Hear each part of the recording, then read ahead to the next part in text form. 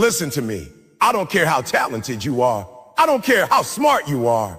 If you're not consistent, you will lose every single time. Consistency. It's the secret sauce. It's what separates the winners from the wannabes. Anybody can show up once. Anybody can be great for a day. But real greatness comes when you do it. Day after day after day. When you grind, even when you don't feel like it. You want success? You want change? You want to level up? Then you better understand consistency is louder than motivation. Motivation will get you started, but consistency will keep you going. You won't always see the results right away. Sometimes you're planting seeds and it looks like nothing's happening. But if you trust the process, if you keep showing up, keep giving your best, the harvest will come. It always comes. So don't you quit because it's hard. Don't you quit because it's slow. Champions are made when no one's watching. Champions are built in the dark. Consistency builds character. Consistency builds habits. Consistency builds empires. And remember, small, consistent actions over time create massive results. You don't have to be perfect. You just have to be consistent. You know what's crazy? Everybody wants to talk about talent. Everybody wants to brag about how gifted they are, how smart they are, how naturally good they are at something. And don't get me wrong, talent is great. Talent can get you noticed. Talent can give you a little head start. But listen to me real close. Consistency beats talent when talent isn't consistent every single time. You can have all the talent in the world, but if you don't show up day after day, if you don't put in the work when it's boring, when it's painful, when it's lonely, you will lose to the person who does. Because talent without discipline is just potential. It's a promise with no delivery. It's a Ferrari with no gas in it. It looks good, but it's not going anywhere. Some of you are sitting around waiting for your talent to carry you to the top. You're waiting for the world to discover how special you are. But the truth is, the world doesn't reward talent alone. It rewards perseverance.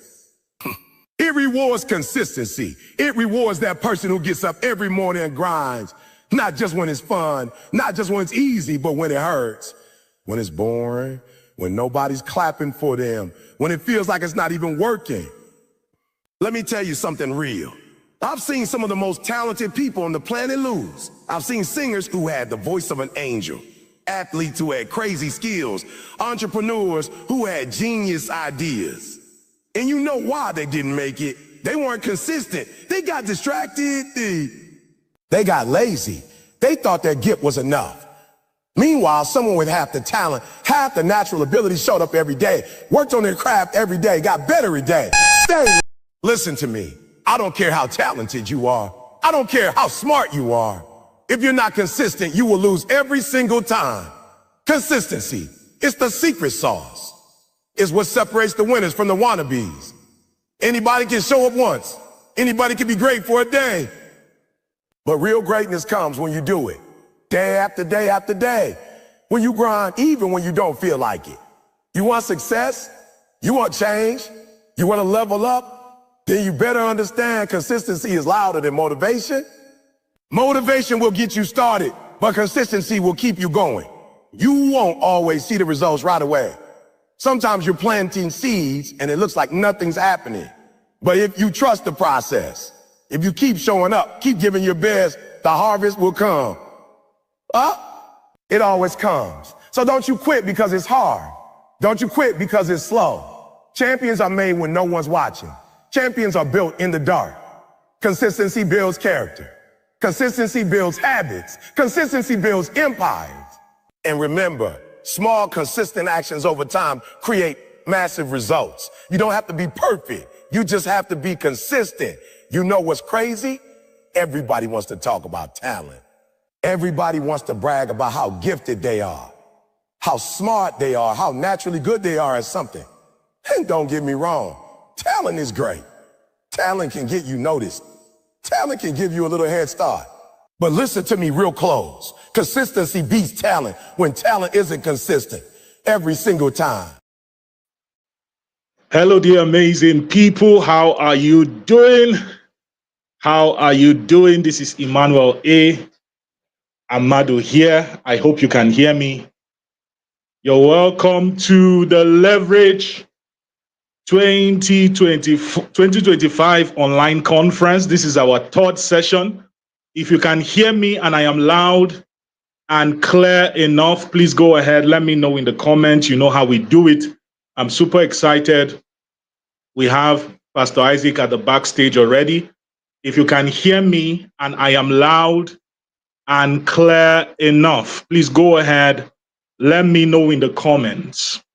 This is the Leverage Conference, the Leverage 2025 online conference. And this is Emmanuel A. Amado here. I am your host, your lovely and amazing host. It's been quite a transforming session. Fantastic. Livino says he can hear me loud and clear. Fantastic. It's been quite a transformative session thus far. We've had two major sessions. We've had the first session with myself, where I taught on beyond possessions, helping us redefine success. And then on last week, Saturday, this week Monday rather, we had a session with Stephen Edwards where he taught on purpose discovery. Very explosive session. I'm still digesting the things that I learned and my takeaway from that session. And tonight we have the privilege to be hosting and to be learning from Pastor Isaac. I am super excited, super excited about tonight's session. We'll get started very shortly. Let me do a quick shout out.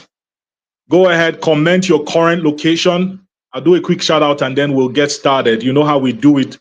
If there is anybody that you know that needs to be part of tonight's training, make sure you share the link, the YouTube link with them so they can join. But for now, go ahead, comment your current location. I'll do a quick shout out and then we'll get started. If you're yet to subscribe to the YouTube channel, make sure you do so now. Make sure you do so now. If you're yet to subscribe to the YouTube channel, make sure you click on the subscribe button. It doesn't cost you anything. It's your own little way of supporting us and supporting what we do. Okay, go ahead, comment your current location. I'll do a quick shout out and then we'll get started. Leverage 2025. Super excited, especially about tonight's session. I'm very confident that it's going to be a life-transforming one. Fantastic. I can see Monday from Zaria, Monday Tamoga Jr. from Zaria, Henry Dumya from Lagos. Good to have you, Henry. We have Oluwaseun from Delta, all the way from Delta. Good to have you. Funom Bature, good to have you. From Abuja, fantastic. Ayuba JC from Kano State. Innocent Monday from Zaria, Kaduna State. We have Vanessa Igodaro from Kaduna. Agada Victoria from Hanwa, Zaria, Kaduna. Thank you. Oluwaseun, who said he just subscribed. If you're yet to subscribe, make sure you subscribe now. Make sure you subscribe now. We have Goodness. Is that Goodness Okpara from Lagos, Nigeria? Good to have you, Goodness. We have Livinus from Maiduguri. Good to have you. Daminola DBC. Good to have you. Keep pouring in. Doka Sule from Abuja. Good to have you. Zamdayu Messi from Zaria. Good to have you. Vera Ene from Port Harcourt, River State. Binta James from Zaria. Good to have you. Kingsley Emilefe. I hope I pronounced it well. From Anambra. Good to have you. We have Binta, this is the second time. St. Patrick from Auchi, Edo State. Obasanjo Paul from Zaria. Did I see Zaria, Lagos State? Is there Zaria in Lagos? Just assume from Lagos. You're welcome again to the Leverage 2025 online conference. Like I said, this is our third session, and I am super excited about the session. We're having Pastor Isaac Adinoyi. By the grace of God, he's already at the backstage. I'll be adding him up shortly, but just a couple of announcements before we get started proper. For best experience, I always encourage that you set your video quality, okay? Set your video quality to 720p. That's the maximum that you can set it to. You simply click on the gear icon on your screen and then set the quality of the video to 720p. Is that okay? And then secondly, I know that most of us have been asking, how do we access the recordings, the replay of the conference? So you can actually access all the audios, all the training resource, all the training material. You can access it via the link seller.com/leverage 2025. So you have access to the MP3 audio for all the sessions, the training note, and additional training resources, the book recommendations, and all of that. But please take note, it is not free. But then you get a 50% discount if you pay before the end of the conference. You get a 50% discount if you pay before the end of the conference. That said, we're having Pastor Isaac, the cost of compromise, why character is more important than result. Pastor, I'm about to bring you up stage. I can see you at the back. Fantastic. I'll bring you up stage. Just do a little introduction, and then you can go ahead and fire. So excited to have you, Pastor. Thank you so much. By the way, I like your office space. Let me go straight up to acknowledge and appreciate that. Thank you so much, sir, for accepting to be here and for accepting to be a blessing. Guys, if you're in the comment and you're happy to see Pastor Isaac, just drop a comment, the fire emoji. We love you, sir. We're anticipating fire. We're anticipating value. We know our lives will not remain the same. Just go ahead, say something in the comment. I'll put it up so that he can see. Go ahead. Let's celebrate him, guys. Amazing. I'm seeing a lot of fire emojis. Is that what you guys are expecting? Amazing. Adebowale says, that's my pastor. I love him. Fantastic. We love you. He's our pastor. We love him. Amazing. Super excited to have Pastor Isaac. Now, before I let him take the stage, maybe just to say this, I remember when I was praying about this conference in January, and God gave me the team Redefining Success. And the goal was to help young people begin to see success from a different perspective from what the world has painted success to be now. And I remember the topics were just flowing in my spirit, and I was writing it down, beyond possession, purpose discovery, the power of process. And then the word came, character. And immediately that word came, the picture I saw in my mind was the face of Pastor Isaac. And I knew instantly that I was going to get him over to, share. This is the first time that we've ever done anything together that has to do with teaching publicly like this. And I remember just reaching out to him. There was no hitch at all. There was no stress whatsoever. Just went ahead and said he was going to be available. And I'm so touched. Really, I'm very humbled. And I don't know for others, but for me, this is my session. I have my notes. In fact, if you don't have a note, go and get a note. Everybody, go and get a note. We're about to receive fire. That said, let's make welcome Pastor Isaac Adinoyi. Hallelujah.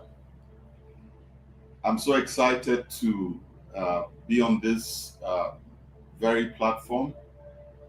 Just please allow me communicate honor to God, who is the giver of grace and wisdom, the one who has afforded us the opportunity to be alive and to also be part of this great move of transformation, this great move of impact, this great move of transgenerational legacy.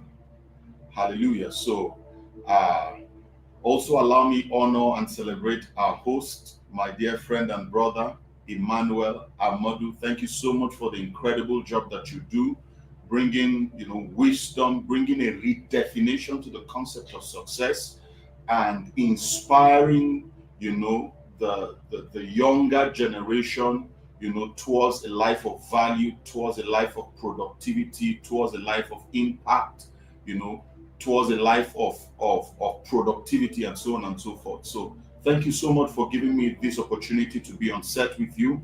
I have the honor to bring you fireful words of wisdom, fireful words that will challenge every one of us unto godliness in the name of the Lord Jesus Christ. Hallelujah. So thank you so much for giving me this opportunity to be on set with you. And I want to believe that for everyone who has paid the price to be connected to this conference, redefining success, I want you to know that for every sacrifice, every commitment you have made in time, energy, and resources, it will not go down the drain. Hallelujah. So thank you so much. I just want to crave our indulgence to, pick up our writing materials, our notebooks, our notepads, our writing gadgets. The word of the Lord is about to proceed with power, with wisdom, and with grace. Hallelujah. So tonight, by the grace of God, I've been deputized honorably to speak on the subject of the cost of compromise. The cost of compromise. Why character is more important than results. Why character is more important than results. The cost of compromise. Now, when we talk about the subject of success, generally speaking, when we talk about the subject of success, because we live in a world where there is a lopsided, definition of the subject of success. There is an inaccurate understanding of the subject of success. But then to be able to bring a redefinitive perspective to the subject of success, just allow me define very quickly in a general term, from a general perspective, what success means. So when we talk about success, generally speaking, success is the progressive realization of a worthy goal, purpose, and ideal. This is so important. Success is the progressive realization of a worthy goal, a worthy purpose, and a worthy ideal. And this definition already is a contrary definition as opposed to what the popular opinion is about the subject of success. So generally speaking, as opposed to, as to what the general opinion is, there are many people who have accrued success to be translative to, your ability to have financial resources, the degree to which you are popular in our world and day, the degree to which you have been able to amass, physical wealth, material wealth, and abundance, the degree to which you are globally connected, to the powers that be, the figures that be, those we hold in high esteem, those who are models of inspiration. Amen. So already by this definition, we see that we need to redefine our concept of success in our world and age. So what that means is that success has nothing to do with financial acquisition. Success has nothing to do with material acquisition. But success, in its accurate definition, success is the progressive actualization of a worthy goal. Praise the name of the Lord. Now, when we speak of the subject of success from a holistic standpoint, when we speak of the subject of success from a holistic standpoint, there are different types and kinds of success that we have. Success from its holistic perspective branches out into different types, different aspects and different kinds. I'll just run through the various types and kinds of success that we have. Number one, we have an aspect of success that is called spiritual success. The degree to which you are connected to a world that is spiritual in context. The degree to which you are connected to a deity. The degree to which you are connected to God. Hallelujah. The degree to which you have a vital relationship in your faith connection with your God. That is what we call spiritual success. The second aspect of success that we have is personal success. This in itself is an aspect of the holistic definition of what success is. So number one, there is spiritual success.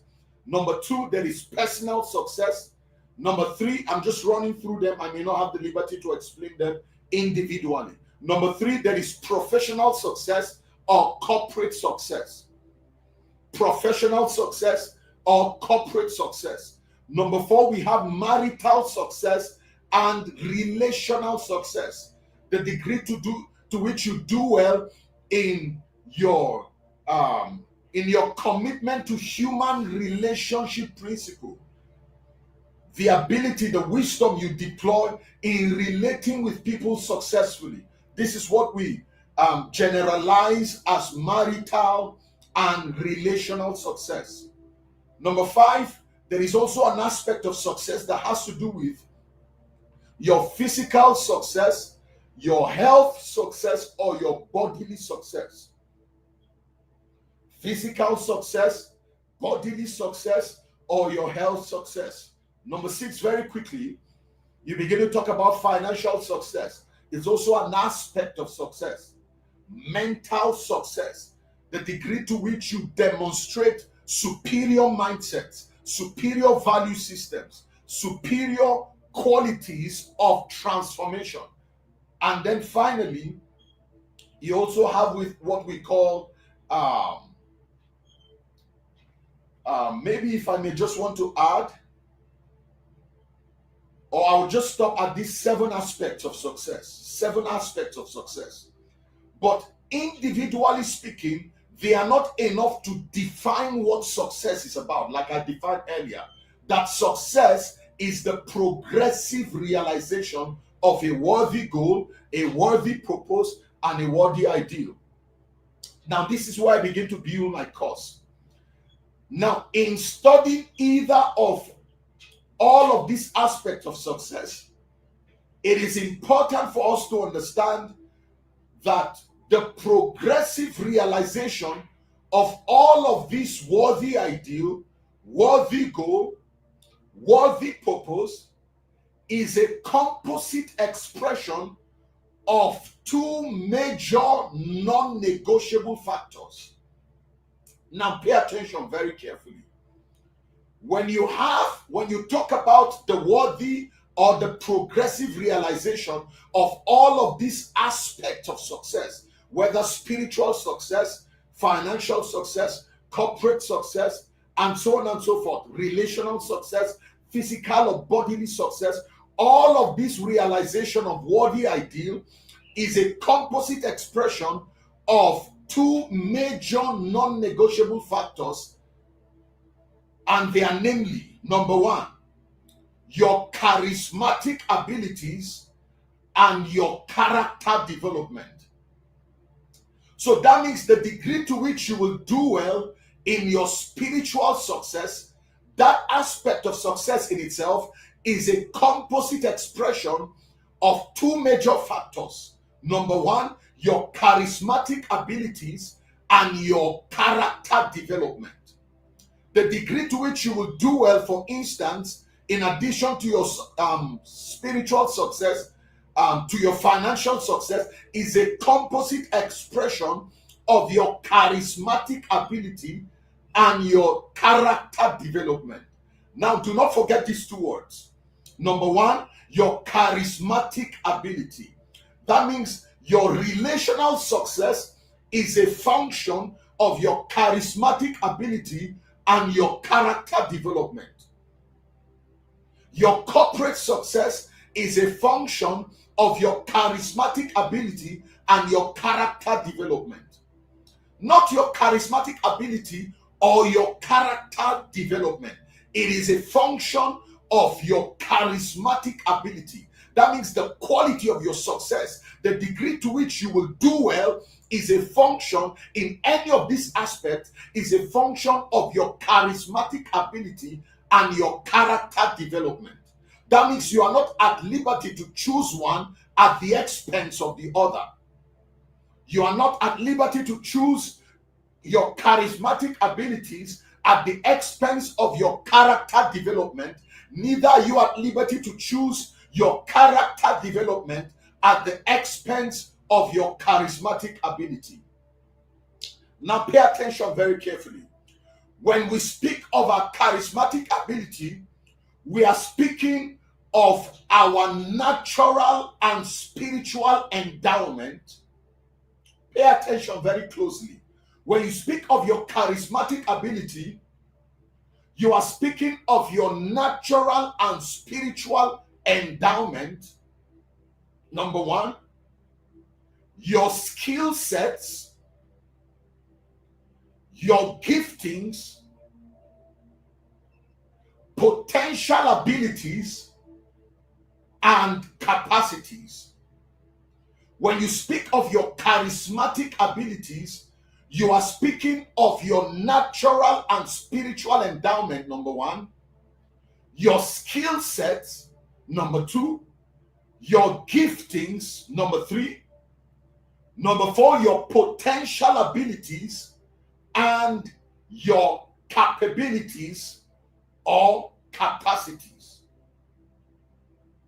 These are non-negotiable tools that are important in the actualization of every worthy cause. When you talk about your adventure in leadership, you will never be able to excel in your ability to lead.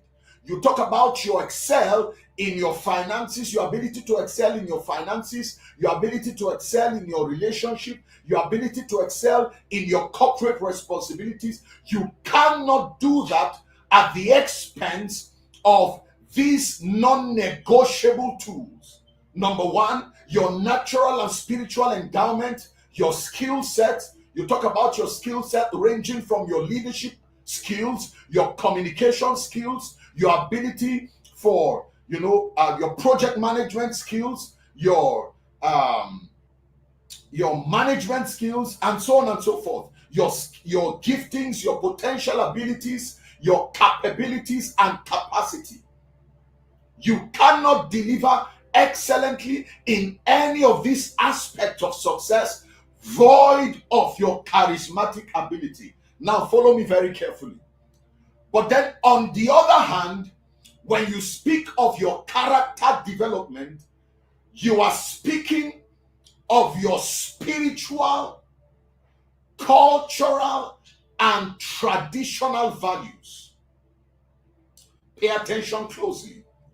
On the other hand, when you speak of your character development, which is a non-negotiable attribute for the overall success of every leader, this character development is a composite expression of your spiritual, cultural, traditional values alongside your moral uprightness. Alongside your moral uprightness. So on one hand, when you speak of your charismatic ability, you are speaking of both your natural and spiritual endowment, your skill set, your giftings, your potential, and your capacities. And then on the other hand, when you speak of your character development, you are speaking of your commitment to live by your spiritual values, your cultural values, your traditional values, alongside your commitment to moral uprightness and moral excellence. You cannot talk about success at any level without a healthy blend, a healthy combination of your ability to demonstrate your charismatic ability alongside your character development, high level character development. And there are many leaders who have attempted to excel in their leadership endeavors by exalting their charismatic abilities at the expense of their character development. And on the other hand, there are some other leaders who have, made an attempt to excel in their leadership endeavors by exalting their character development, the degree to which they excel in their character development at the expense of their charismatic ability. So what I'm trying to say is that as important as your charismatic abilities are in the achievement, the progressive achievement of a worthy goal, it cannot be actualized, independent from your character development. And at the same time, you cannot project your character development at the expense of your charismatic development. Because success at any level is a combination of your character development and your charismatic ability. Now follow me carefully. Now for the purpose of my topic tonight, I would be zooming in to the subject of character development, the cost of compromise, and why character is more important than result. I'll be zooming in on the subject of character development, the cost of compromise, and why character is more important than result. Because we live in a society that is largely results driven, and the means through which we get to that result or actualize that result, we have no commitment whatsoever to. Because in this kingdom, I want to believe that I'm largely speaking to believers, those who are of the faith. You see, in this kingdom, it is not, we are not, our excelling in life is not defined by our result. No. Or our result is not what defines our excelling in life. It's the means through which we get to that result that defines our success. Hallelujah. So in this case, it is not the result that justifies the means. It is the means that justifies the result. Because we largely live in a generation where people are only obsessed about results. No, it is not the result that justifies the means. It is the means, how you got to that result, that justifies the result. So we have a lot of people who are clamoring for results, pressing for results, regardless of the routes through which they get to that result. How you get to that result matters. So it is not the result that justifies the means. It is the means that justifies the result. And this is where the place of character comes into play. Hallelujah. Now, as I do a bit of a redefinition on the concept of character, allow me run us through 5 statements. 5 statements that will do a redefinition for us of what the concept of character is, what it is, and what it is not. I'll just quickly run us through 5 statements that does a redefinition for us on the concept of character, giving expression to what character truly is and what character is not. The first statement I'd like to bring to our notice tonight is that, number 1, there is no such thing as good character or bad character. It is either you are a person of character or not. Now, this is so profound. In talking about the subject of character development, the first statement I'd like to introduce to us is that there is no such thing as good character or bad character. You are either a person of character or not. Because we largely live in a generation where we have defined character to be, with certain parameters, certain indices, and the moment someone falls short of those indices, those parameters by which we define what character is, we label that person as a person who is someone who has bad character. But tonight, by redefining what the concept of character is, I make bold to say that you are either a person of character or you have no character at all. There is no such thing as good character or bad character. Now, what that means is that if character is defined by 5 pillars, now pay attention very carefully. If character is defined by 5 pillars, what that means is that if you are falling short of one of those pillars or more of those pillars, by this definition of character, you are not a person of character. As a matter of fact, there is no such thing as someone having more character or less character. Character is defined by very exact indices. Character is defined by very exact pillars. There are pillars, very exact pillars, upon which the subject of character stands.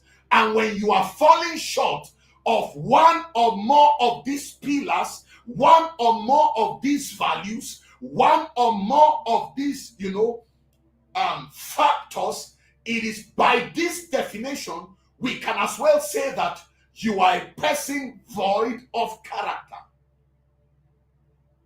So get this up front. It is either you are a person of character or you are a person void of character. There is no such thing as a person of good character or bad character. You either have character or you are void of character. This is very profound. The second statement I'd like to make in bringing a redefinition on the concept of character is that character is a revelation of your values, your culture, and your commitment to moral uprightness and excellence. Character is a revelation, a display, a manifestation, a revelation of your values, the sum total of your values. So when we address you as a person of character, what we are saying is that you have given us a revelation of the sets of values that you live by, the sets of laws and principles that your life is governed by. Character is a revelation of your values, your culture, your way of life, your cultural behavior,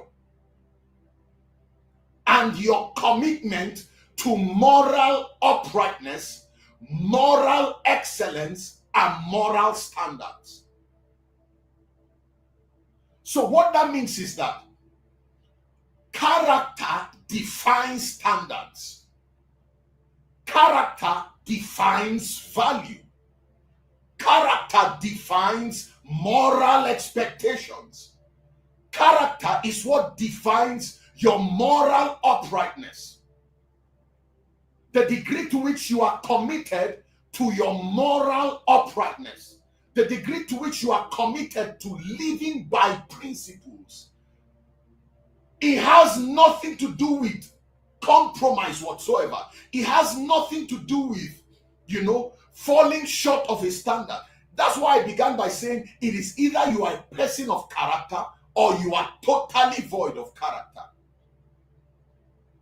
So when we address you as a person of character, what we are saying is that your life has given us a revelation of your value sets, your cultural behavior, your commitment to moral uprightness, moral standards, and moral excellence. This is so profound. This is so profound. It's like I just went off. Okay, I'm back up now. Thank you so much. Sorry for that breaking transmission. Now, this is so important. Now, the third thing I'd like to say that further brings for us a redefinition of the concept of character, revealing to us what character is and what character is not, is that character is developed. The texture of your character is developed in seasons of tests, obscurity, and pressure. This is so powerful. Please pay attention to this. The texture of your character as a leader, as a corporate person, as an individual, you're a leader in this place, you're leading in any capacity, whether spiritual capacity or corporate capacity. It is important for you to understand that the texture of your character will be developed in seasons of test, seasons of obscurity, and seasons of pressure. So that means how we will know that you are a person of character is when your life is exposed to tests, exposed to seasons of test, exposed to seasons of obscurity, and exposed to seasons of pressure.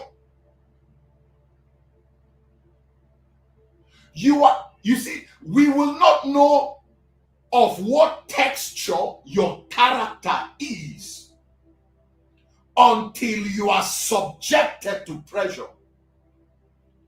So what that means is that your life and your response to life, pay attention, your behavioral expectation will always move in the direction of where the strength of your value is. So what that means is that, for instance, you talk about finance, because you see, there are three basic ways by which we test for character. There are three basic ways by which we test for character. Number one, you can test for a person's character when you expose that individual to power and authority. Number two, you can test for a person's character when you expose that person to abundance, finance, and material acquisitions. And then finally, the final area where you can test for a person's character, the health of a person's character, the dexterity of a person's character, is in the area of their sexuality, their commitment to their moral uprightness, their sexuality. And how we will know that you are really a person of character is when you are exposed to moments of test, moments of obscurity. Because your character formation is not only defined by your public representation, but your character formation is as well defined by your private representation. The quality of your character is not just defined by your public representation. That means what you do in the public. No. Your character is much more defined, if you would allow me to use that expression. Your character is much more defined by by your private representation. What you do when no one is looking at you, what you do, who you are when you are not under supervision, that is what your character is like. And then what you do and how you respond in behavior under pressure. So statement number 3, character is developed in seasons of test, seasons of obscurity, and seasons when you are under pressure. That means we will not know of what texture your character is made of until you are exposed to seasons of test. We will not know of what texture your character is made of. You know, I'm also being blessed by the things I'm teaching. This is so profound. We will not know of what texture your character is made of until you are exposed in seasons of obscurity and seasons where you're under pressure. Now, I don't want to pay too much time here or spend too much time here. Let's quickly consider the 4th statement that redefines the concept of character, giving expression to what it is and what it is not. Number 4, character is the foundation of trust in relationships and leadership. Character is the foundation of trust in relationships and leadership. So what that means is that your charismatic ability may have the liberty or may have the ability to compel attraction as a leader. Attracts the people, attracts some level of commitment.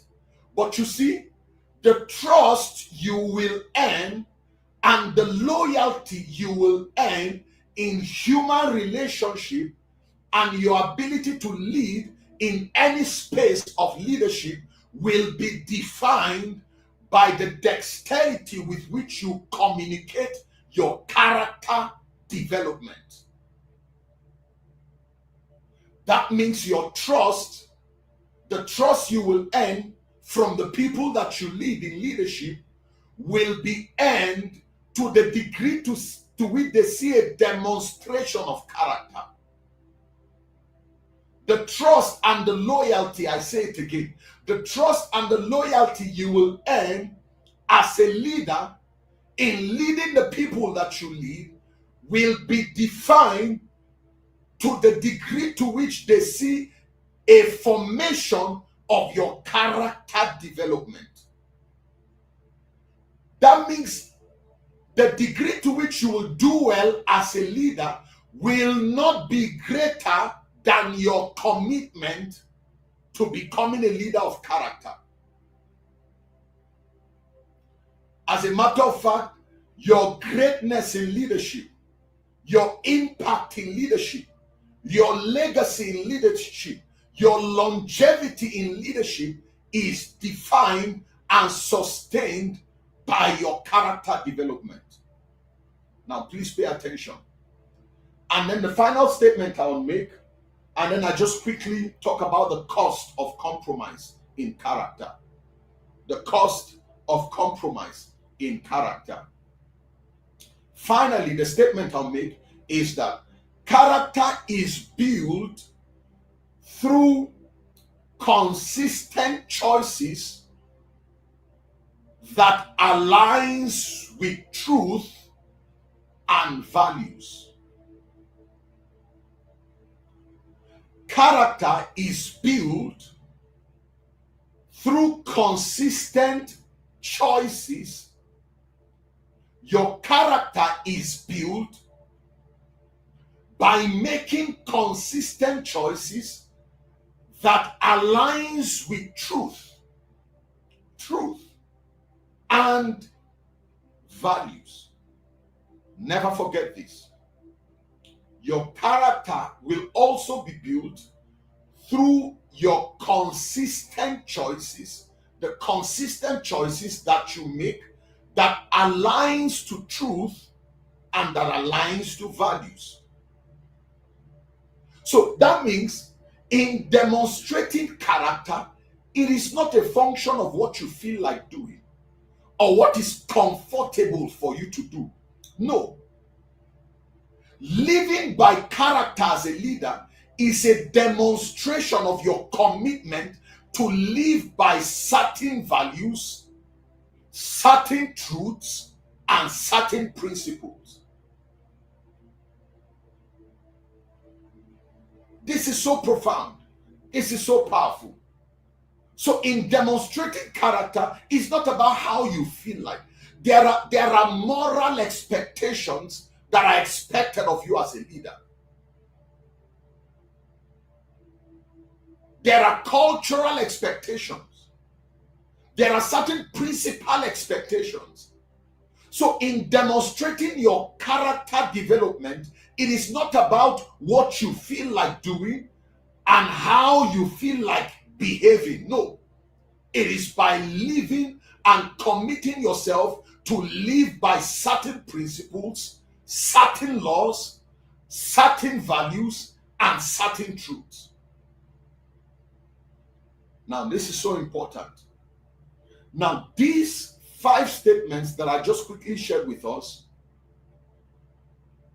as foundational thoughts to bring a redefinition to the concept of leadership in character, and by extension defining for us what character is and what character is not, I believe is sufficient enough to set the precedents and lay the foundation for us as we begin to talk about the cost of compromise in character. Because we need to understand what the subject of character is, what it is, and what it is not. And by running through these 5 statements, I want to believe that it's been able to bring a redefinition on the concept of character, what it is and what it is not. Now, as I begin to draw my session to a close, allow me run through 4 major costs of compromise in character. So what this means is that every time you violate in character, there are corresponding consequences that follow. As a leader, I want you to pay attention to this. As a pastor, a spiritual leader, I want you to pay attention to this. As a father, the head of a home, a husband, you are a spouse in this place, you are a wife, or you have some sort of a spiritual oversight, corporate oversight, leadership oversight to a people, a generation. You have the privilege of having oversight over resources, human resources, whatever the case is. I'd like you to understand that there are corresponding consequences every time we violate in character. There are costs. There are consequences every time we violate in character. And I'll just quickly run through 4 of them, among many others. There could be more, but I'll just quickly run through 4 of them for the purpose of tonight's teaching. Number 1. Now, please pay attention to this. This is so profound. Every time you compromise in character, or let me just rephrase this. Every time there is compromise of character in the moment, every time you compromise in your character today, you are as well mortgaging a scheduled inheritance in the future. You see, in this subject of character, this is so important to understand. That means every time I compromise in character now, What I have succeeded in doing is that I have succeeded in mortgaging my scheduled inheritance in the future. This is so powerful. So you may think that while you are cutting the corners now, nobody's watching you. While you are compromising on your values now, nobody's watching you. While you are compromising on truth now, nobody's watching you. But every time you compromise in character, in the moment, what you are doing is that you are shortchanging your potential for receiving an inheritance, a reward. Because there is a reward for living a life that is committed to moral excellence, moral uprightness, and moral, behavior. There is a reward that comes with it. And every time you compromise in character, you rob yourself of an opportunity for receiving that reward. That reward can be the trust of men. That reward can be the trust of people's loyalty. That reward can be people trusting you with their resources, people trusting you with their estate. So what that means is that every time you compromise in character, you shortchange yourself of the potential of receiving the reward that comes with being a person of character. Who is following me tonight?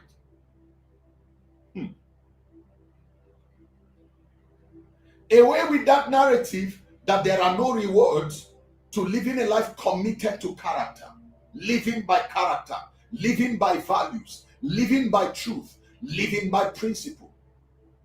Because connected to living by character are rewards, And every time you compromise in character, you rob yourself of an opportunity to receive those rewards.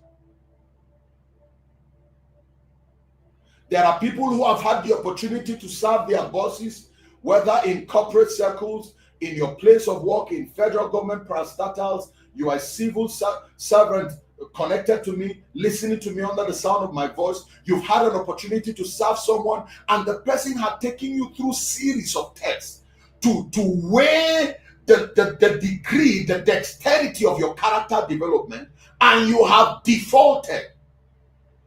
And that default and that compromise has led to you being robbed of an opportunity to receive a reward.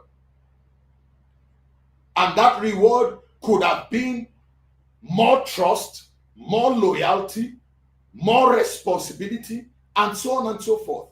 This is so powerful. And this is the first cost of compromise in character. Never forget this. Maybe I should say this again. Every time you compromise in character, you rob yourself of an opportunity. Every time you compromise in character, you rob yourself of an opportunity to receive the reward that comes with becoming a person of character. What is the second cost implication of compromising character? Pay attention.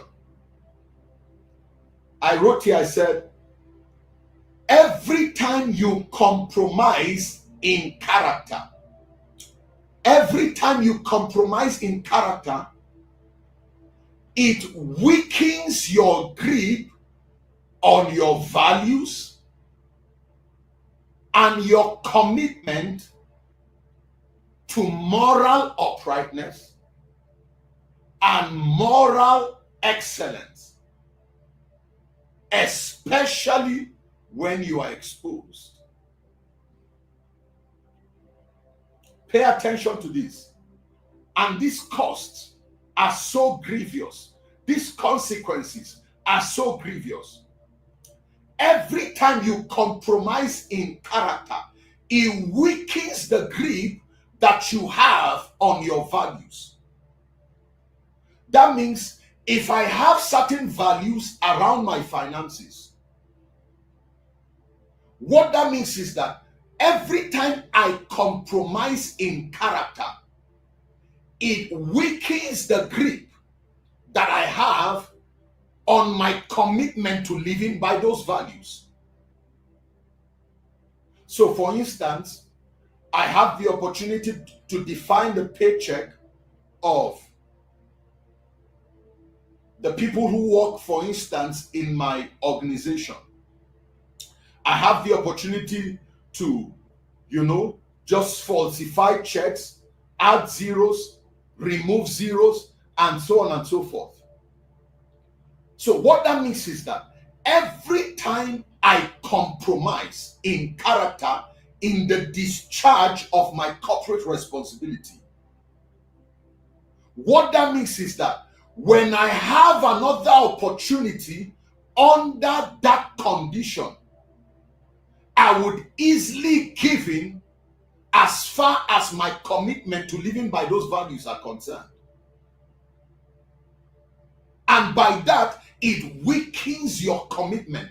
It weakens the grip that you have on your values.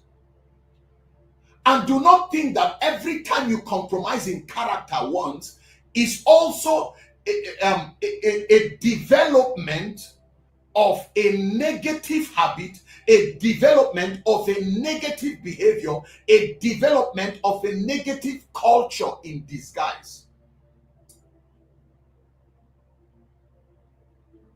On the other hand, it is a development of a negative behavior, negative culture. And on the other hand, it weakens the grip that you have on your values, your commitment to living by your values. Now, do not think that the moment you compromise in value once, the temptation would not have increased to compromise the second time. This is what I mean. You compromise once in your character, it increases your temptation to compromise the second time, because your grip, the grip that you have on those values, would have been weakened. If you take bribe once, chances are excellent that you will take bribe again. You take bribe once and you forgive yourself, chances are excellent that you take bribe the second time. And when you take bribe the second time, you forgive yourself, and you do not repent for falling short of your standards and your values, chances are excellent that you will take bribe the third time. This is what I mean by this. Never forget this. Every time you compromise in your character, it weakens the grip that you have on your values, your principles, the principles that govern your life, and the commitment that you have to moral excellence and moral uprightness. Number three.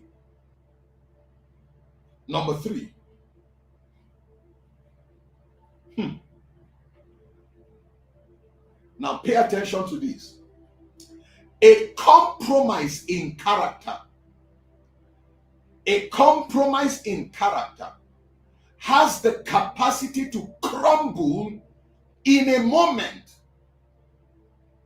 A compromise in character has the capacity, I'm taking this again, for the purpose of those who are taking notes to be able to follow me very carefully. A compromise in character has the capacity to crumble in a moment what it took years to build with competence, skill, and capacity.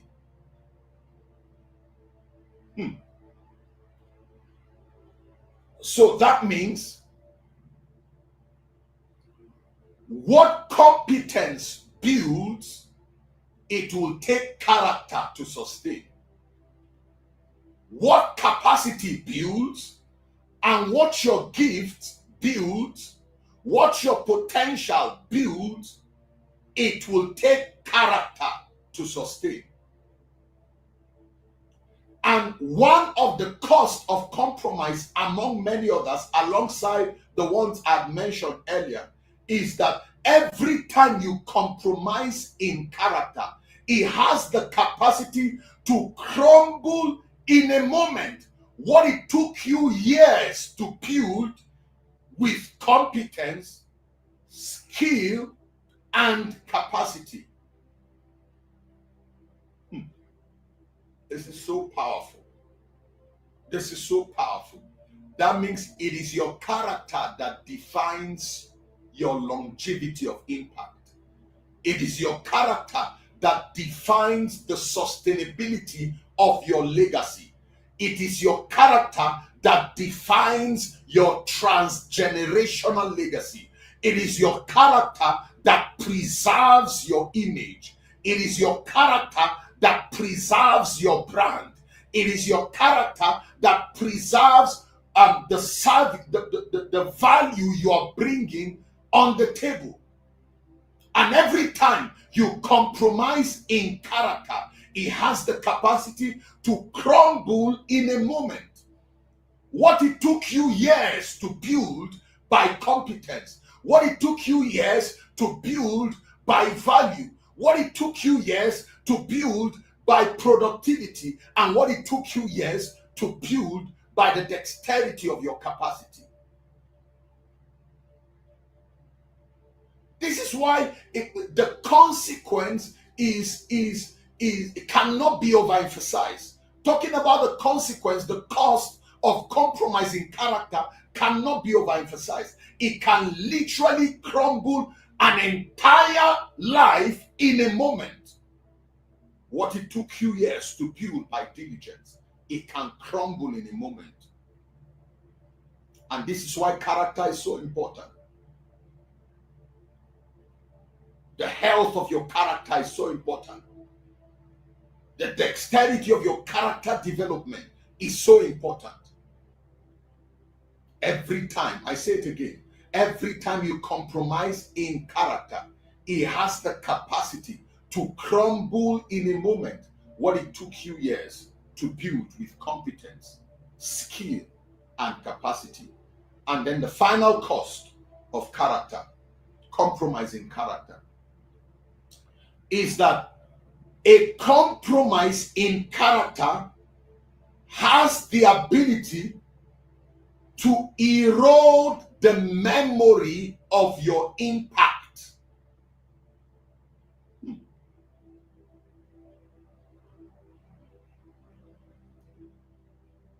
Every time you compromise in character, it has the capacity, the ability to erode the memory of your impact. Because you see, like I said earlier, what defines your longevity, what defines your legacy, your transgenerational legacy, what preserves, what is responsible for the preservation of your name, your brand impact, is the degree to which we see your character development. And every time you compromise in character, it's like we live in a generation where, you see, and maybe can I say this? I was listening to Dr. Olumide Emmanuel, and he said, that the God of the African race is not a God of the second chance. And he said something so profound that caught my attention. He said, in the reality of the world that we live in, he says, if you plan to fall, do not even make the attempt to rise. Because the God of the second chance is not an African. We live in a judgmental world. Who will not give you another chance to try again? Who will not give you another chance to stand on stage again? So you only have an opportunity to give your best shot, to bring your best foot forward just once in a lifetime. And every time you compromise in character, it is like it has a way of eroding in the minds of the people that you have once been a blessing in. 2, you have once been a blessing in their life. You have once participated in their journey towards impact, their journey towards value, their journey towards transformation, their journey towards productivity. Every time you compromise in character, it has a way of eroding the memory of your past impact in the lives and the memory of men. And this is why, you see, my encouragement for us tonight is not to toil or make an attempt to think that we can compromise in character and still excel or succeed. This is powerful. This is powerful. Make no mistake. Make no mistake that you will compromise in character. It's like making an attempt to eat your cake and have it at the same time. I'll say it again. Every time you compromise in character, it has the ability to erode the memory of your impact. Do not even go there. Do not even try it. Do not even try it. We will not all have an opportunity to stand before life and destiny the second time. You may only have that opportunity to bring forth your value, bring forth your best foot forward, just once in a lifetime in destiny. And this is why it is important to be committed to living by our values, committed to living by truth, committed to living that our lives are governed by principles, that our lives are governed by a commitment to moral uprightness and moral excellence. Now, just quickly do a recap, and then I'll hand over to our host. I want to believe that we are following and we've been blessed so far. Now, if you have been blessed so far, I'd like you to jump on the chat box and just, litter the place with the fire emoji. Just litter the chat box with the fire emoji. If you have been blessed, just litter the chat box with the fire emoji. This is so profound. This is so profound. Now, I'll just quickly do a recap and then I'll hand over to our host. There are four costs of compromising character that I shared with us. Number one, I said every time we compromise in character today, it's like you shortchange yourself of an opportunity for a reward in the future. You shortchange yourself. Number two, every time we compromise in character, it weakens the grip that you have on your values, your principles, the laws that governs your life, and the commitment you have to moral uprightness and moral excellence. Number three, every time you compromise in character, it has the capacity to crumble in a moment what it took you years to build by competence, by skill, and by capacity. And then finally, a compromise in character has the ability to erode the memory of your impact. Finally, I would leave us with this word. As much as our quest is to succeed in life, as much as our quest is to pressing for results, all of those things are wonderful. But through my presentation tonight and through my teaching tonight, if you have not learned anything, I'd like you to learn this: that results in themselves is not what defines us as leaders, but the means through which we actualized and we got those results. Results in themselves, because it is not the result. Our leadership is not defined by the results necessarily. Now, don't get me wrong. Results are important. Results are wonderful. But you see, it is not the results that justifies the means. It is the means that justifies the result. And every time you talk about the means through which we get to that result, This is where our character comes into play.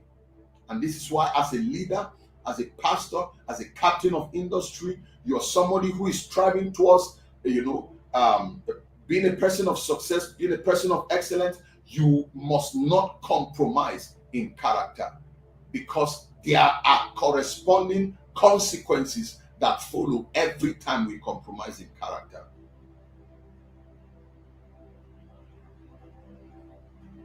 This is so powerful. This is so powerful. This is so powerful. So what then that means is that your character is more important than your results, because it is your character, the quality of your character, that defines your means, that defines the means, the value that you live by, the principles that you live by, the laws that you live by in actualizing those results. Because your results are a function of laws. Your results are a function of the principles you live by. And it is important we know the kinds of laws that you live by. If those laws violate your moral uprightness, if those laws violate your character development, violate the truths that you live by, violate the principles that your life is governed by, as important as getting results are, much more important than that is our commitment to be men and women of character. Because you may get the result, but it is your character, the dexterity of your character formation, that forms the foundation for the longevity of your result, the longevity of your impact, and the longevity of your value. This is powerful.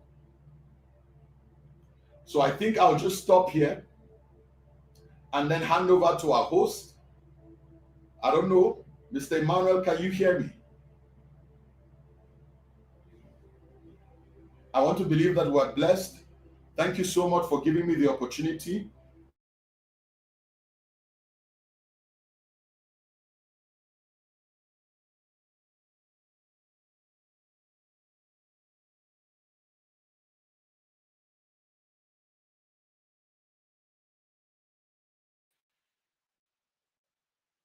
Yes, thank you so much, sir. I hope you can hear me.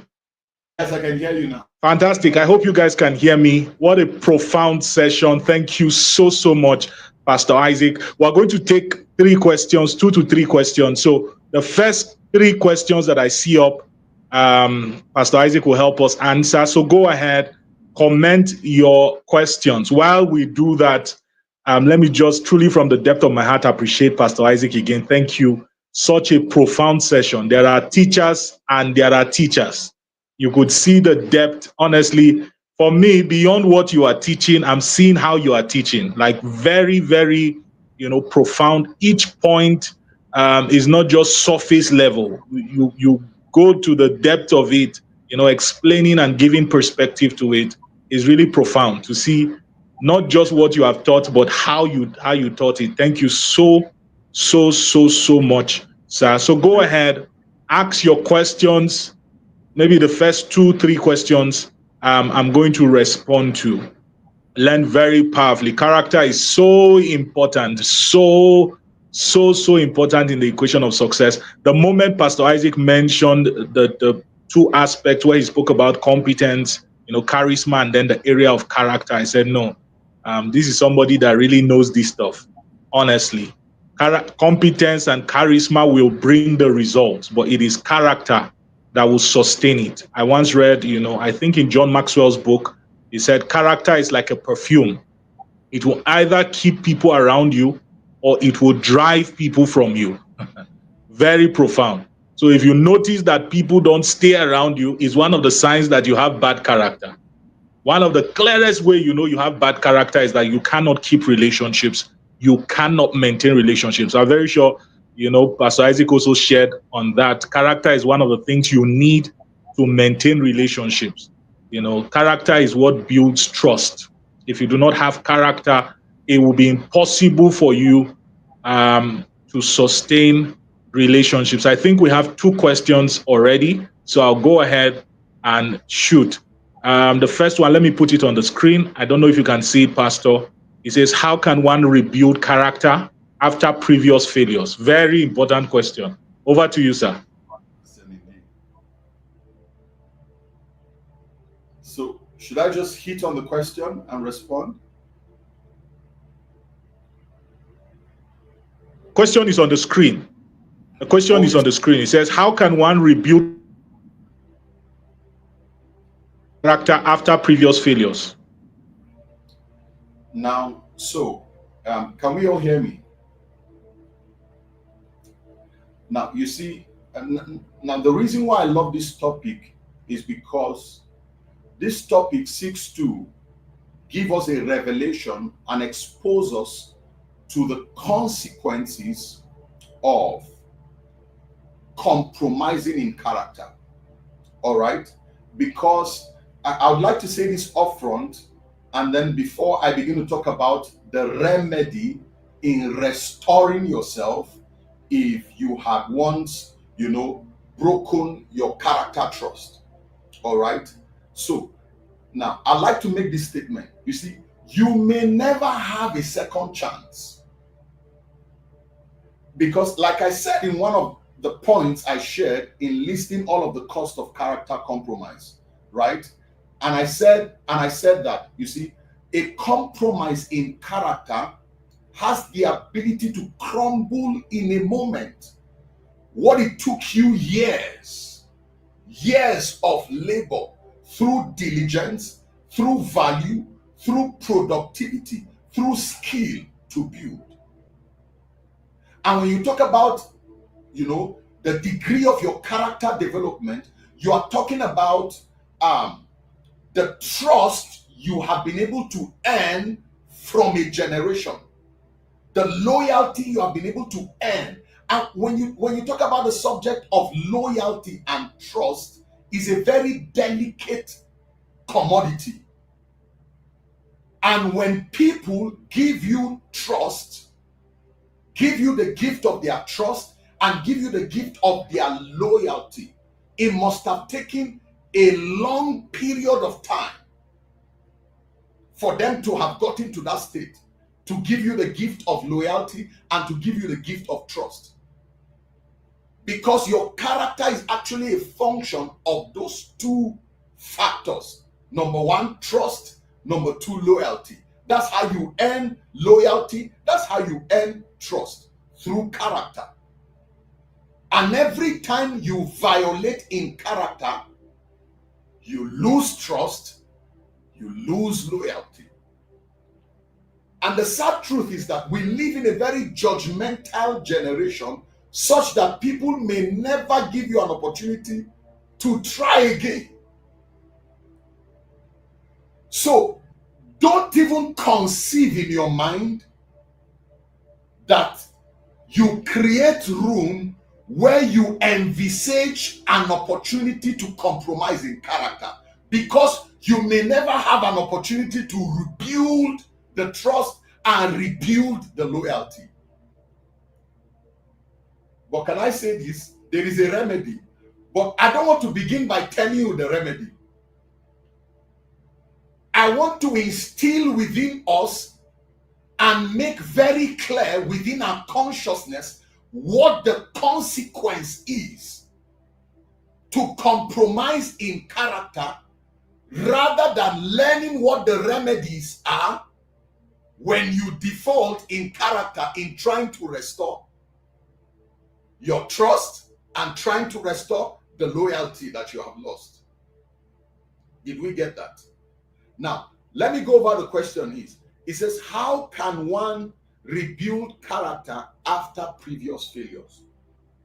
Number 1. Now, I'm going to approach this question as a believer. I'm a person of faith.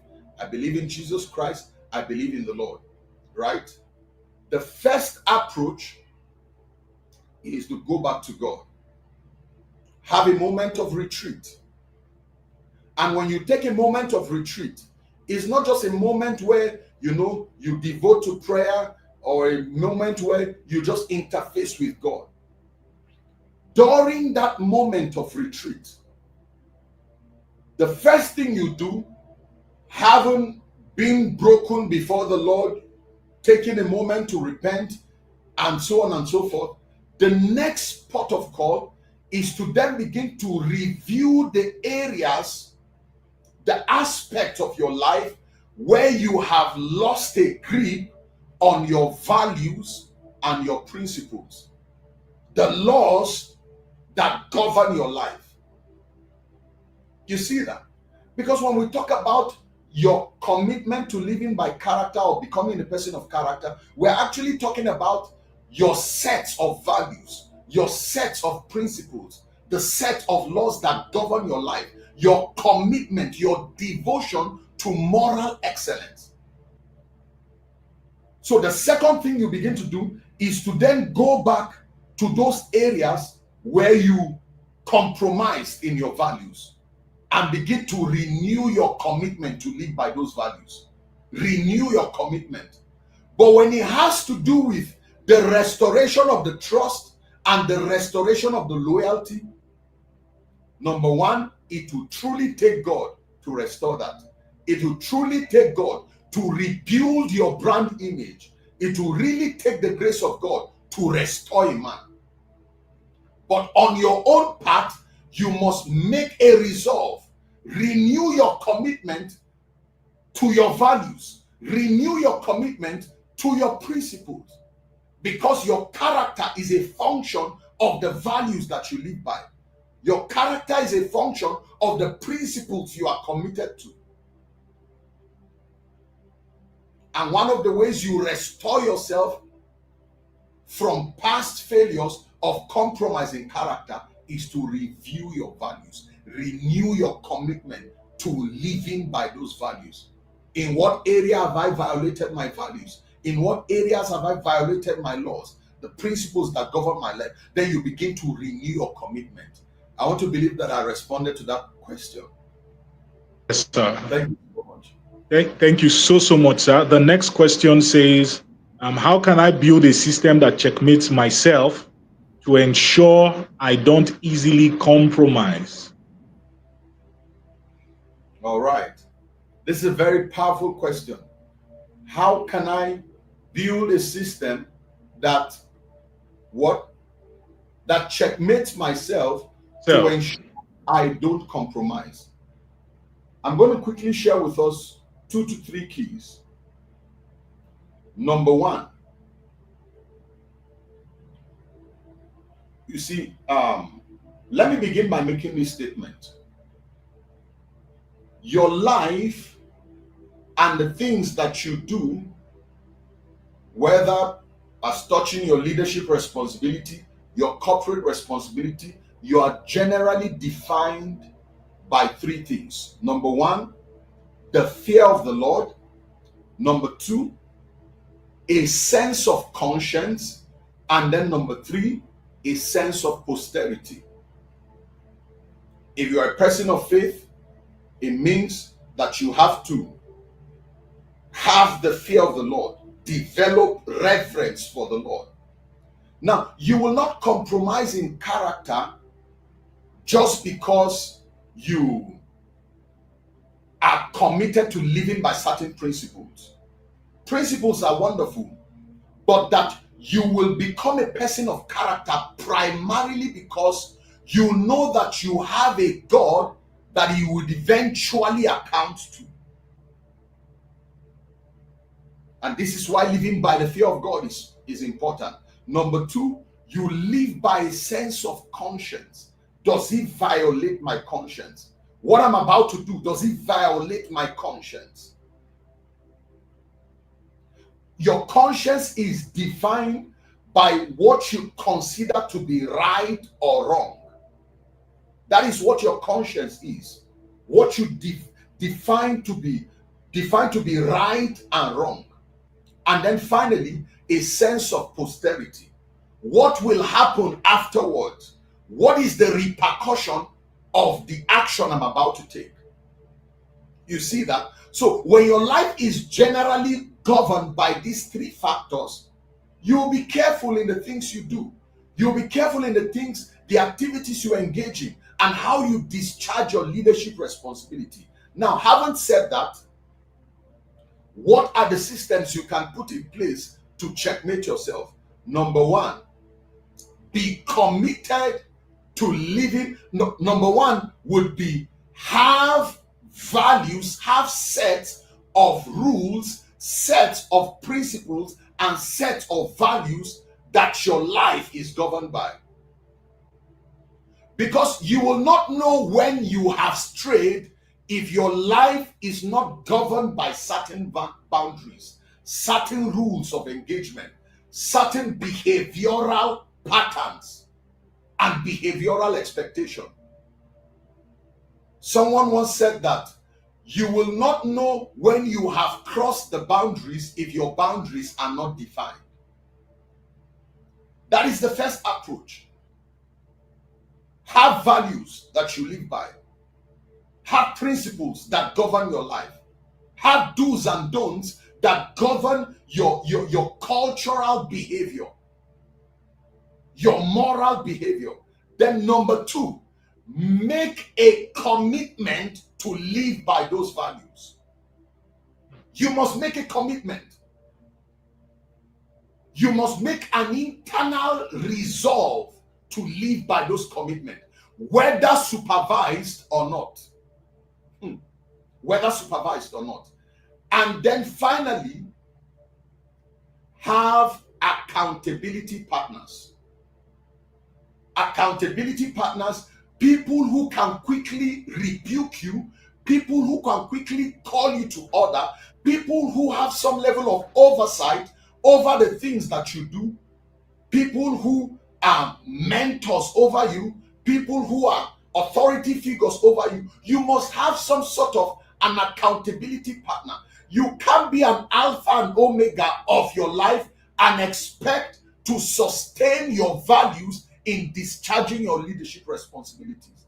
We're humans, and sometimes chances are excellent that we can be tempted to cut corners. We can be tempted to look for the easy way route, the easy way out, the easy route out of a challenge, the easy route out of a problem. But sometimes when you have some sort of an oversight, people who watch over you, people who keep people who are a guard over your soul, your mistake, the possibility of falling into traps and loopholes and gaps and temptation will be minimized. That is the assignment of mentorship. That is the assignment of having somebody who plays some level of an oversight over your life. They deliver to you the wisdom that helps you to live life, extracting the pain factor, extracting the pain component. They deliver to you the wealth of their experience. They can see from hindsight, and having the ability of foresight, they foresee things that you are possibly, that your leadership can be possibly trapped by, and they give you counsel, words of advice, words of wisdom that can deliver you from those temptations, deliver you from those the possibility of being trapped by those compromise or whatever the case is. So you see that number one, have values that you live by. Number two, make a resolve, whether seen, whether supervised, publicly or secretly, to live by those values. And then finally, have accountability partners. Have people you can reach out to when you are weakening already in your commitment.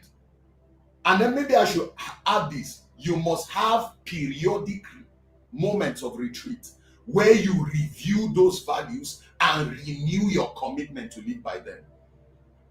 I want to believe that I've done justice to that question. Thank you so much. Thank you so much, sir. Very, very life applicable. Very life applicable. I'm going through some of the other questions. They are similar. This one from Innocent says, thank you so much, sir, for the opportunity. How do I stay very conscious of being a person of character so I don't compromise? I think it's similar to what you just shared. And then also for Bonso Prince, I think from Ghana, it says, if you compromise on your character, what must you do in the realm of men? I think you've answered that also. Cornel How can character compromise or defect be restored in time? I think you've done justice to that. Also, I don't think there's any new question. Thank you so much, Pastor Isaac. Thank you so much from the depth of my heart. I don't even know how to quantify the words or put them together, but please, everyone who is live, let's go ahead and celebrate Pastor Isaac in the comments. I believe so much in honor, really from the depth of my heart. I'm not just saying it superficially. I deeply and truly honor you. You inspire me a great deal, Your commitment to excellence, not just to God, your commitment to excellence, your commitment to value, your commitment to productivity, and influence, becoming a tool in the hands of God to bring glory to his name is really inspiring, and I celebrate you. Let me just put up some of the comments. Thank you so much, sir. Please, let's celebrate him in the comments. Appreciate you. Let me put them up. Honestly, I've learned a lot. I will still come back, watch the video again this night, so that I will draw, because for knowing like this, I can be distracted. But this is one subject, as I keep on putting the comments. Gladys says, thank you so much, sir. Innocent says, we are grateful, sir. Livinus Yahi says, thank you so much, sir. God bless you so much for value. Obasanjo Paul, what a powerful session tonight. Thank you so much, Pastor Isaac. Blessing Nasiru says, yes, sir. Thank you so much. I greatly celebrate you. So many comments, they are trooping in. Thank you. Character is one subject that people don't talk about. Many people really don't know anything about it. There are presidents who have gotten to the top and they lost that position because of character compromise. There are leaders, there are people. This is the best time to learn character before you get to the highest echelons of life, and to see how you so dissected the subject. May God bless and honor you. I encourage everyone, try as much as possible to listen to the live broadcast again. Let's celebrate Pastor Isaac one more time as I take him off the stage. Thank you so much. I will just do a few announcements and then I'll come backstage and celebrate you again. Thank you so much, sir. Take care, sir.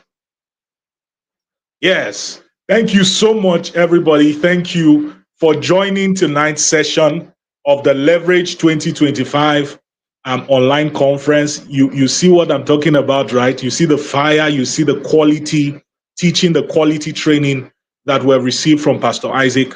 And for those of us who know him, when you see him physically, tell him thank you on behalf of the Leaders Manor Network. Thank you for blessing us in the Leverage Conference. Let's ensure that we honor him. If you are close to him, make sure you get a seat, get a bottle of wine. Don't receive knowledge for free. And just sow and just bless him and say, thank you, sir, for being a blessing to me. Just a couple of announcements and then we're done for tonight. Somebody say it's getting hotter. I'm just feeling like this is a physical class to get the energy in the room. Somebody comment is getting hotter. What's our next session? Let me unveil it for us. The boss himself, Mr. Elisha Mama, will be with us on Saturday. I was speaking with him yesterday, and he told me that he's super anticipating and excited about the session on Saturday. So we are back here 7:30 on Saturday, the 3rd of May. By the way, happy new month to every one of us. God bless you. God increase you this month. May this month be your month of productivity. So Saturday, the 3rd of May, just next tomorrow, we're having the boss himself, Mr. Elisha Mama. We're having 2 sessions with him, by the way, on Saturday and then on Thursday. But for this Saturday, we're having him teach us on obtaining the promise, the power of process, This is one topic I assure you that you will not recover from. This is truly one topic you will not recover from. Let me encourage us again. If you have not subscribed, please go ahead and subscribe. Subscribe to the channel. I think that's the least you can do to say thank you for all that were made available. Subscribe to the channel. And sure, I'll do the shout out very quickly and then we are done for tonight. But if you have not subscribed, make sure you do that now. They are not going to remove any money from your bank account It's just a click away.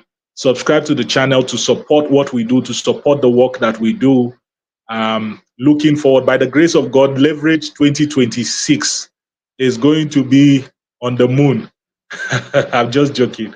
But literally in value, we're going to literally break boundaries, and it's going to be phenomenal. This is the first time we're having a video session.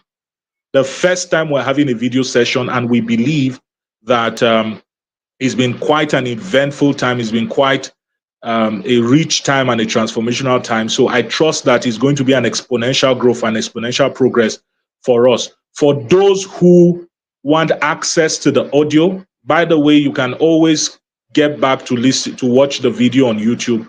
But you want access to the resources, the audio recording, the MP3 audio recording, the training notes, and then other additional training resources. I think I've uploaded one of the audio already.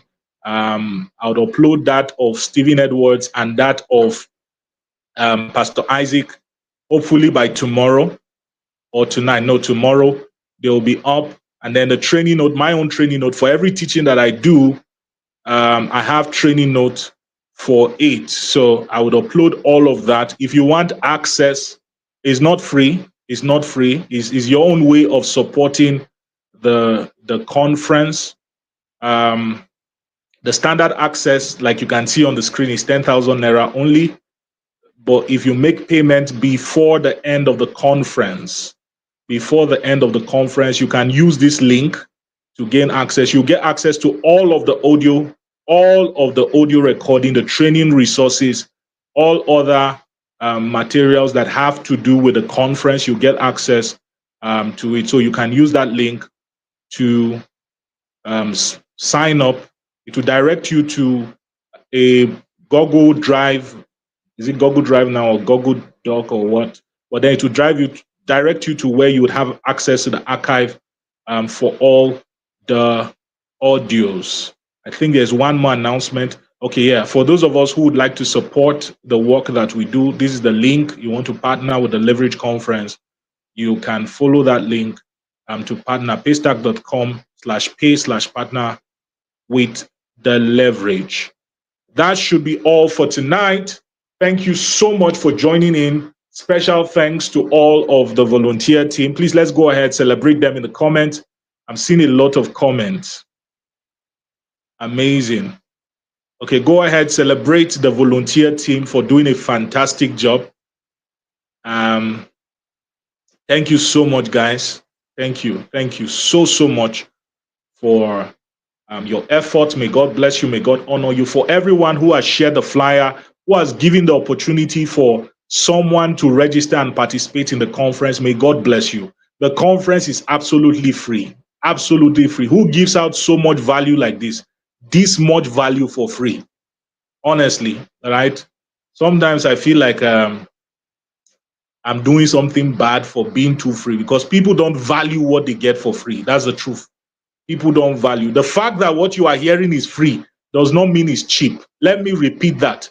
The fact that what you are hearing is free does not mean it's cheap. Sometimes the most expensive things are the things that do not have a price tag. What you are hearing is the result of many years of experience, study, hard work, learning a lot of things, going through different processes. What you just heard from Pastor Isaac is not something he just learned, by impartation or by laying on of hands. These are things that he had to learn by experience, learned by reading books, learned by watching videos.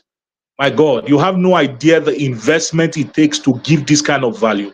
So do not by any means, think that it is cheap. You can imagine that there are people who should be watching this now live, but they would rather be watching a movie or doing something else because they don't understand the value. 5 years from now, 10 years from now, that's when you will see the impact of what you are receiving.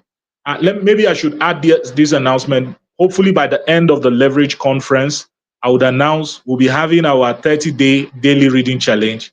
Will be coming up in August. So get set. The goal is to get people to imbibe the habit of daily reading. That said, thank you so much, everyone. Let me do a quick shout out, and then we're off. Shout out to Blessing Nasiru. God bless you. Gladys, Sango, Jogai, Aaron, Livinus Yahi, Abubonso Prince, my Ghanaian man. You see the way your name has stuck in my head, Abi? Zamdayu Mercy, God bless you. Micah Takama, Samuel James, Cephas David, Onye Okonko, Onye, Livinus Yahi, Blessing Kure, God bless you. Damilola DBC, Obasanjo, God bless you. David Praise, God bless you. Joseph Soji, Dokas, God bless you, everyone. Please do well. Have a lovely, lovely, lovely, lovely night rest. See you on Saturday.